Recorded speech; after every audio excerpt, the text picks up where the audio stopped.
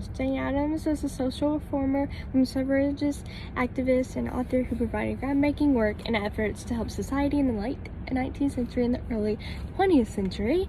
She was born in Cedarville, Illinois, September 6th of 1860. She was the youngest of 8 children. Her mother died giving birth to her 9th child, and whenever Jane was the age of 2, so that's kind of sad.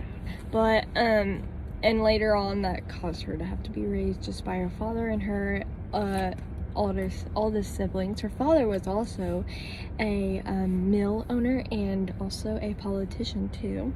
Pretty cool. She was she was educated about values and spent most of her time playing outdoors as a kid, and she also suffered from tuberculosis in her spine, which also caused her to have problems for the rest of her life. Sad. So she graduated from the Rockford University in 1881 after her father's death. She also inherited $50,000 from that, and she then attempted to go through medical school, but due to her spine injuries, could not. So that sucks. And so that hindered her further studies. In 1883, she traveled to Europe with her friends and family. Decided she did not want to be a doctor. She did not want to be. So she decided later on, she got with her friend Ellen Gates, and they assisted the poor. But then they decided, oh, we want to start a settlement home. And so they got this idea off the Tony B. Hall, and so they named their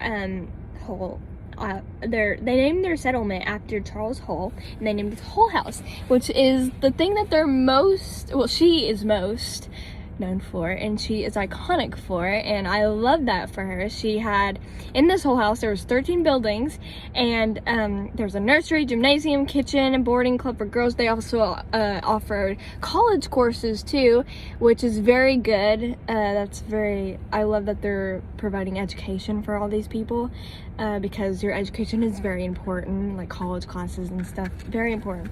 And she also worked with different groups to accomplish things as 8-hour work days for women, and all kinds of other stuff. She also supported the women's suffrage, and she became the first female president of the National Conference of Social Work.